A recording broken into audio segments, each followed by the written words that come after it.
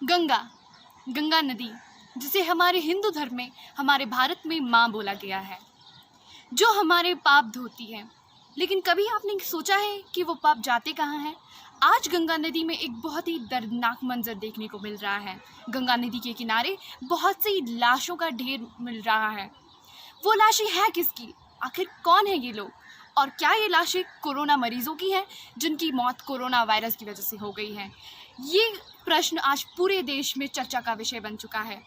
आज हम इसी प्रश्न के बारे में बात करेंगे और मैं आपको बताऊंगी आज गंगा नदी के बारे में कुछ ऐसे फैक्ट्स जो आपने कभी नहीं सुने होंगे, या अगर सुने भी हैं तो उनके बारे में आज हम विस्तार से जानेंगे। गंगा नदी हमारी माँ है और माँ तो बिना किसी स्वार्थ के अपने बच्चों का ध्यान रखती है। इसीलिए शायद से गंगा नदी ने आज तक हम लोगों के पाप धोते आ रही है। आज मैं आप गंगा नदी के बारे में जानने के लिए मेरे साथ इस वीडियो के अंत तक जुड़े रहिए। अगर आपको ये वीडियो अच्छा लगे और आप ऐसी और वीडियोस चाहते हैं मेरे साथ जुड़े रहने के लिए, आपको इस चैनल को सब्सक्राइब करना पड़ेगा और बेल आइकन को भी ज़रूर दबाना पड़ेगा ऐसी और वीडियोस के लिए। So guys, without no further delay, let's start the video.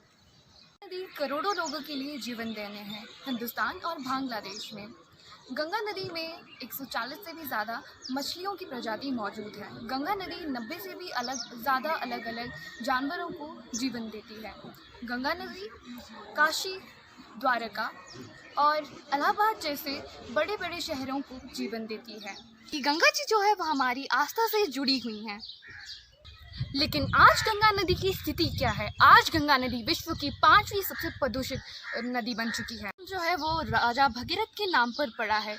अगर प्राचीन कथाओं की माने तो राजा भगीरथ जो थे उनके 60,000 पूर्वजों की ऋषि कपिला के श्राप के कारण वो भस्म हो गए थे और उनकी मुक्ति के लिए गंगा जल की आवश्यकता थी। इसीलिए राजा भगीरथ ने घोर तपस्या की और उनकी तपस्या से प्रसन्न होकर भगवान ब्रह्मा जी जो थे उस समय स्वर्ग में थे और स्वर्ग में उन्होंने अपने कमंडल में जो गंगा जी बैठी हुई थी उन्हें धरती पर भेजा।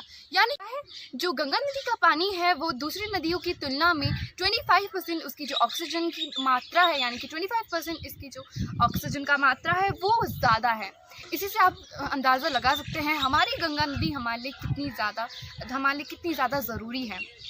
और एक बात बहुत ज़रूरी बात जो है मैं आपको बताना चाहती थी, गंगा नदी का जो पानी है उसमें बैक्टीरिया से लड़ने की बहुत ज़्यादा शक्ति है। इसीलिए आपने ये देखा होगा कि सालों साल अगर गंगा नदी के पानी को स्टोर करके रखा जाए तो फिर भी वो पानी सड़ता नहीं है, यानी ख़राब नहीं होता।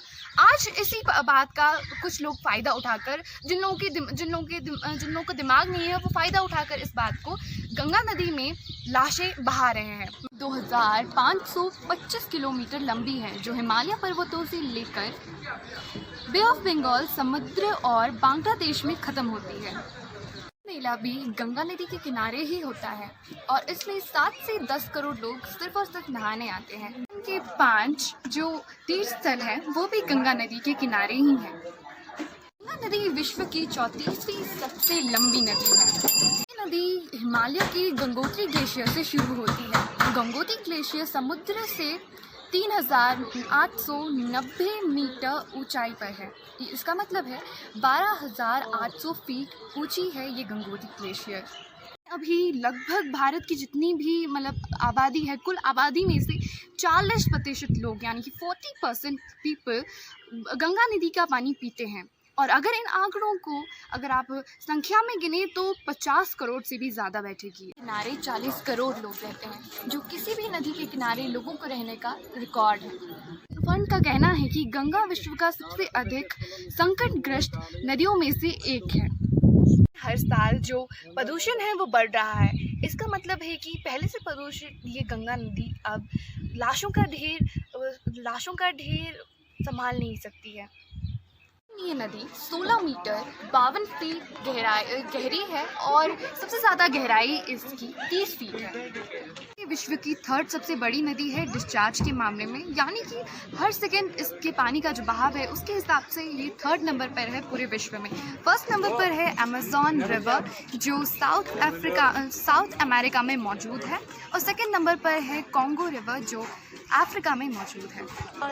गंगा नदी में आजकल एक बहुत ही दर्दनाक मंजर देखने को मिल रहा है और वो मंजर है लाशों का। जी हाँ गाइस, कोविड पेशेंट जिनकी कोविड की वजह से मौत हो गई है उनकी लाशें गंगा नदी में फेंकी जा रही हैं। कल वर्ल्ड एनवायरनमेंट डे था और कल भी मैंने आपको इसके ऊपर एक मैसेज दिया था। मैं सिर्फ और सिर्फ आपको ये बोलना चाहती हूँ गाइस, हमने हमारी एनवायरनमेंट को बहुत हार्म किया है, उसकी वजह से आज हमें ये सब भुगतना पड़ रहा है, जैसे कि ब्लैक फंगस हो गया, कोविड हो गया। ये सिर्फ हम लोगों के दुष्कर्म का परिणाम है। इसीलिए गाइस मैं आपसे रिक्वेस्ट करती हूँ, प्लीज़ गाइस जितना हो सके आप हमारी एनवायरनमेंट को सेव करने के लिए जितना हो सके उतना करिए। ट्री प्लांट्स करिए, ट्रीज़ को सेव करिए, प्लास्टिक का यूजेस जो है उसे कम करिए और जितना हो सके घर में रहिए गाइस, क्योंकि मैं नहीं चाहती हूँ कि आगे जाकर आपको भी ये जो कोविड का जो मतलब दर्दनाक मंजर है देखना पड़े। आज की वीडियो पे बस इतना ही। धन्यवाद। अगर आपको आज का वीडियो अच्छा लगा हो guys, don't forget to subscribe our channel and press the bell icon. Thank you.